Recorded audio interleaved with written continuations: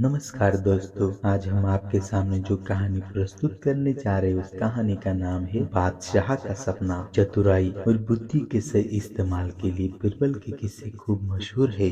बादशाह अकबर के ऊपर आई मुसीबतों को बिरबल हमेशा चुटकियों में सुलझा देते थे। सिर्फ असल जिंदगी की परेशानी ही नहीं बल्कि बादशाह के सपनों की कुत्थिया का जवाब बिरबल के पास होता था। ऐसा ही एक किस्सा है बादशाह के अजीब सपनों का। आइए आपको सुनाते हैं पूरी कहानी। एक बार की बात है जब बादशाह अकबर गहरी नींद से अचानक उठ गए और फिर रात भर सो नहीं सके। बादशाह बहुत परेशान थे क्योंकि उन्होंने अजीब सा सपना देखा था जिसका मतलब वो समझ नहीं पाए। उन्होंने देखा कि उनके एक के बाद एक सारे दांत गिरते चले गए और आखिरी में सिर्फ एक ही दांत बचा। इस सपने से वह इतने चिंतित हुए उन्होंने इसके बारे में सभा में चर्चा करने के बारे में सोचा। अगले दिन सभा में पहुंचते ही अकबर ने अपने विश्वसनीय मंत्रियों को सपना सुनाया और सभी से राय मांगी। सभी ने उन्हें सुझाव दिया कि इस बारे में किसी ज्योतिष से बात करके सपनों का मतलब समझना चाहिए। बादशाह को भी यही बात सही लगी। अगले दिन उन्होंने दरबार में विद्वान ज्योतिष को बुलाया और अपना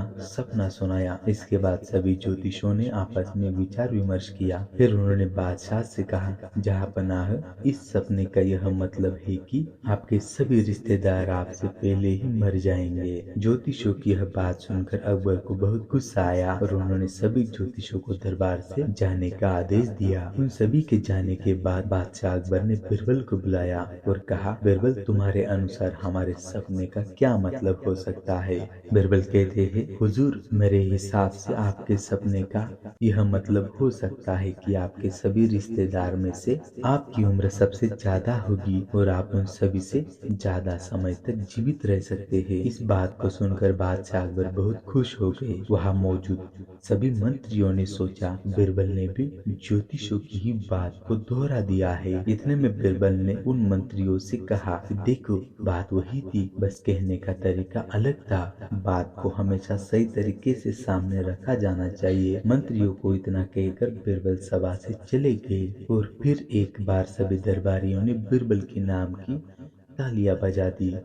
इस कहानी से हमें यह सीख मिलती है कि किसी भी बात को बोलने का एक सही तरीका होता है। विचलित करने वाली बातों को भी सही तरीके से कहा जा सकता है तो उसका बुरा नहीं लगता। इसी वजह से बात को हमेशा सही तरीका और सलीके से रखा जाना चाहिए। तो दोस्तों, ये थी आज की कहानी अकबर और बिरबल की। तो मिलते हैं अगले कहानी में। अगले एपिसोड में कुछ खास कहानी आपके सामने हम लेकर जल्द ही लौटेंगे। तो आप हमारे साथ तब तक के लिए बने रहे।